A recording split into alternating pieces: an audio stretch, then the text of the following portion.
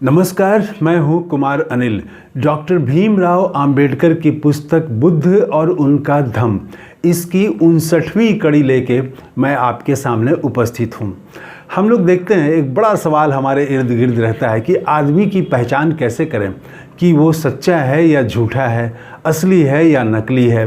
दोस्त की पहचान कैसे करें हम। कोई दो दोस्त बहुत अच्छे दोस्त थे, लेकिन कुछ दिनों के बाद मालूम चलता है कि दोस्तों में झगड़ा हो गया, मनमुटाव हो गया और अब बातचीत बंद हो गई है। मेरे साथ भी ऐसा हुआ है कि कई लोगों से बातचीत बंद हो गई है। तो बातचीत क्यों बंद हो जाती है?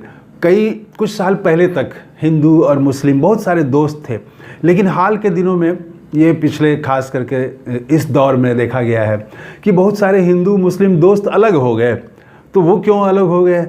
किसी के बारे में हम सुनते हैं कि बहुत अच्छा, बहुत सुशील व्यवहार है उसका और बहुत अच्छा व्यवहार है, बहुत प्रेम, सबसे प्रेम है, वो हमेशा मुस्कुराता रहता है। लेकिन अचानक पता चलता है कि अरे वो तो बहुत कर्कश आदमी है, वो तो बहुत ख़राब आदमी है। तो ऐसा क्यों हो जाता है और इसकी पहचान कैसे करें? साधु में भी ये गड़बड़ी होती है। जो खुद को साधु कहते हैं और हमेशा मुस्कुराते रहते हैं, सबको आशीर्वाद देते रहते हैं, उनके भीतर भी कई बार ऐसा होता है कि साधु जो है वो बिगड़ जाएंगे, उत्तेजित हो जाएंगे, किसी को मार बैठेंगे। ऐसा क्यों हो जाता है? तो सच्चे दोस्त की पहचान कैसे करें, सच्चे प्रेम की कैसे पहचान करें, ये हम आज की कड़ी में बात करके बुद्ध ने जो बताया उससे हम समझ जाएंगे कि कैसे पहचान करें। तो दरअसल हम लोग बातचीत कर रहे हैं पिछली कड़ियों से कि बुद्ध ने सच्चा धर्म किसको कहा। तो बुद्ध ने बताया कि पहला तो ये है कि सच्चा धर्म वो है जो ज्ञान का दरवाज़ा सबके लिए खोल दे, दलितों के लिए भी खोल दे, शूद्रों के लिए भी खोल दे, सबके लिए खोल दे और बराबर खोले। तो ज्ञान का दरवाज़ा खोल दे। फिर बुद्ध कहते हैं कि सच्चा धर्म इतना ही नहीं है कि ज्ञान सबको दे, बल्कि ज्ञान के साथ शील दे।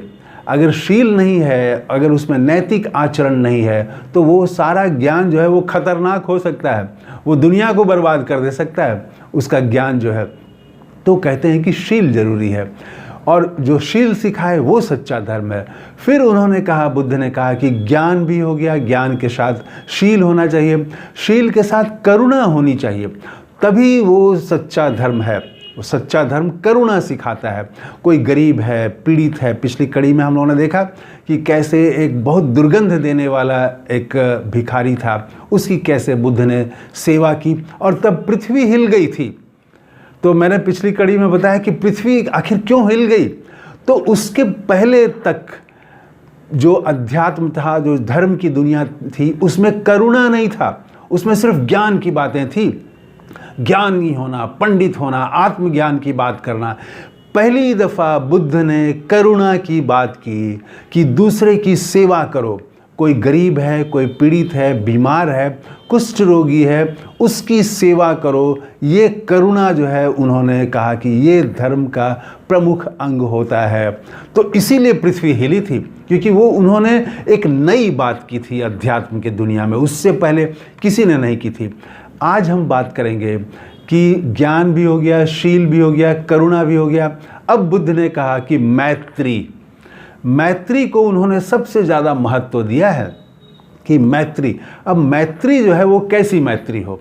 दोस्त तो बहुत सारे होते हैं, लेकिन कैसी मैत्री हो, यहीं पर वो कहानी आएगी। एक यहाँ भी इस कड़ी में भी एक कहानी सुनाते हैं बुद्ध, लेकिन वो कहानी हम थोड़ी बाद में बताएंगे। पहले जो उनका मूल उनकी बात है वो हम समझ लेते हैं।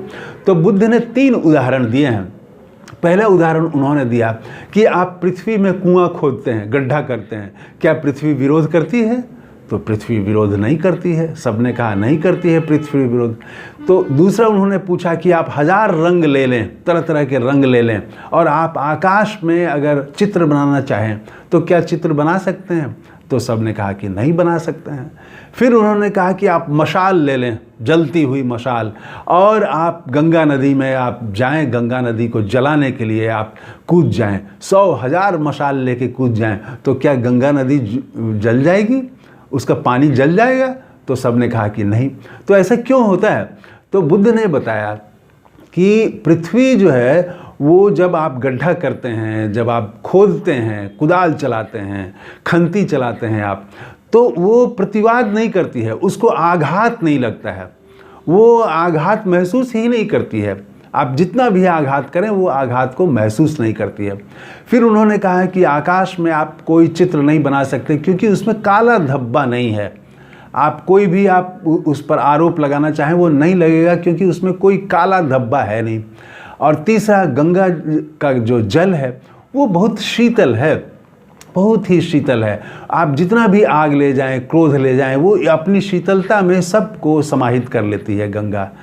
तो उन्होंने कहा कि अपने भिक्षुओं से कहा कि आपका जो हृदय है, आपका जो चित्त है, आपकी जो मनोवृत्ति है वो ऐसी होनी चाहिए, कैसी?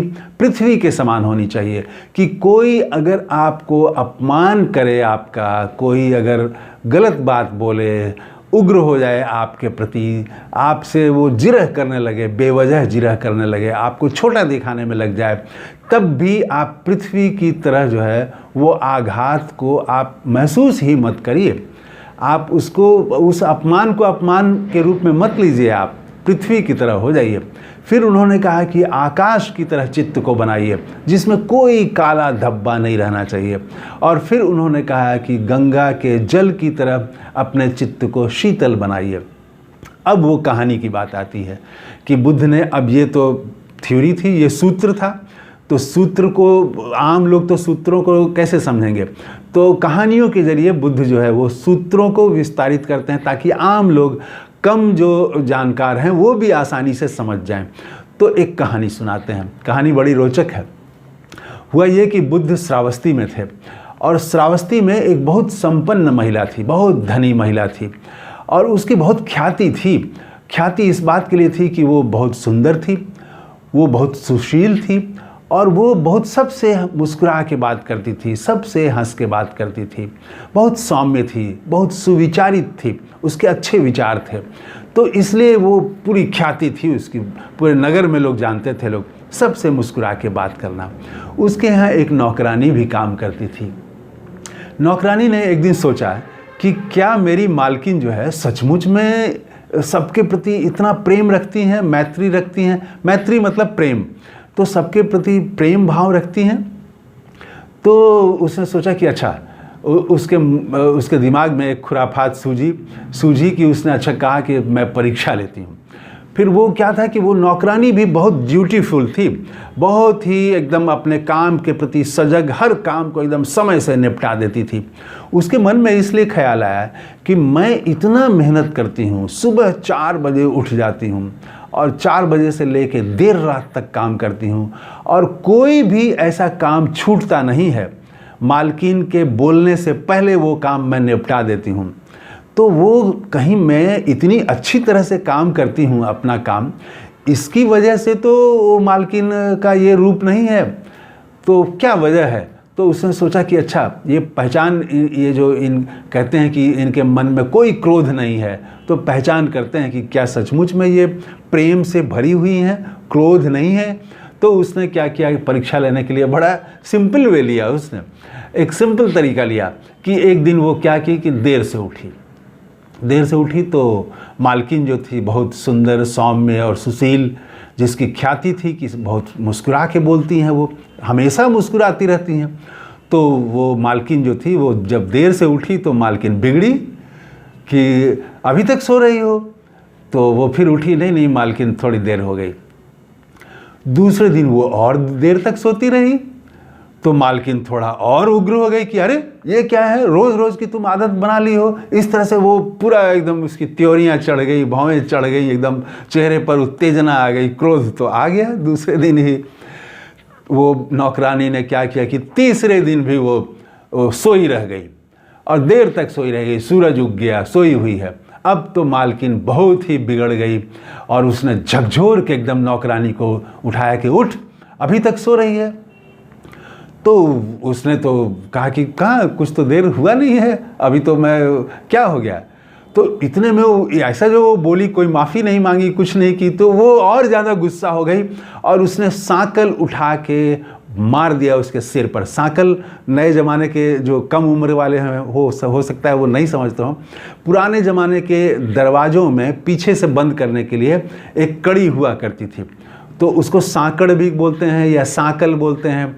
तो वो लकड़ी का ही होता था, मशीन तो कम था, तो मशीन से चीज़ें उत्पादित नहीं होती थी, तो लकड़ी का ही एक ऐसा बना हुआ होता था कि उसको दरवाजे के पीछे फंसा दिया जाता था, रख दिया जाता था एक तरह से। सांकल चढ़ाना बोलते हैं। तो वो सांकल वो दरवाज़ा से सांकल उठाई और उठा करके नौकरानी के सिर पर दे मारा।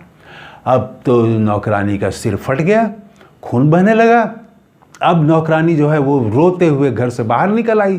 घर से बाहर निकल आई तो चारों तरफ से मोहल्ले के लोग आ गए, सब महिलाएं आ गई, पुरुष आ गई कि ये क्या हो गया भाई, इसके सिर से खून बह रहा है और वो चीख रही है, रो रही है। तब उसने कहा कि इस मालकिन ने मुझे मार दिया है, मैं देर से उठी इसीलिए इसने मार दिया है, इतनी सी साधारण बात के लिए मेरा सिर फोड़ दिया इसने।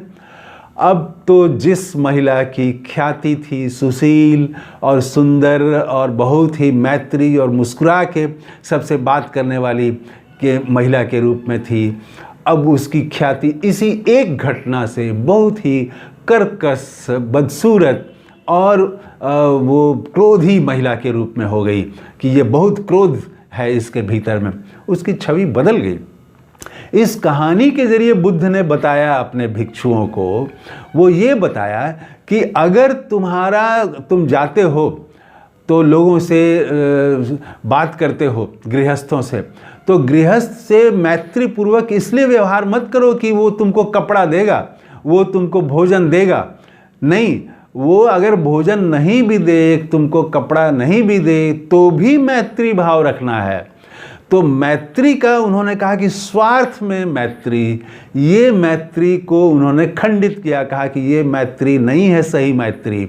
हम इसीलिए देखते हैं कि जो दोस्तों से दोस्ती टूट जाती है वो क्या है, कोई दोस्त खूब खिलाता पिलाता है तो दोस्ती है, खिलाना पिलाना बंद कर दिया तो वो दोस्ती ख़त्म हो जाती है। उससे कोई स्वार्थ पूरा हो रहा है तब वो प्रेम है।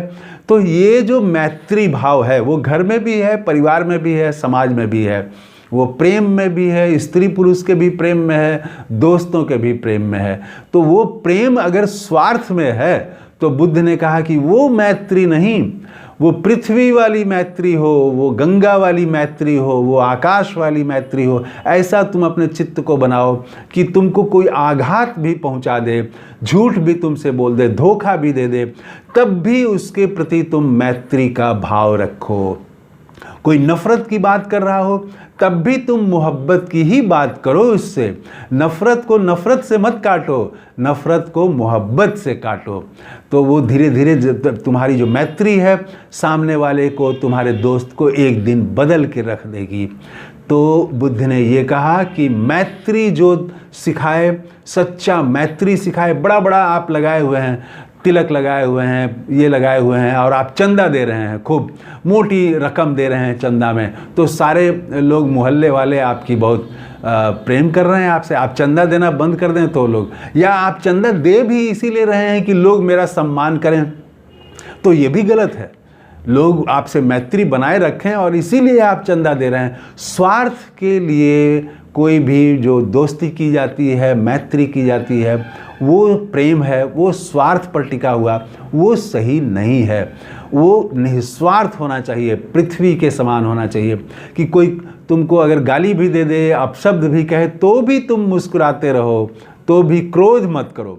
तो ये जो सिखाए, अब आप देख लीजिए कौन सिखा रहा है, कौन बाबा सिखा रहे हैं इस बात को, तो वो ये जो सिखाए वो सच्चा धर्म है। तो आज की कड़ी में इतना ही।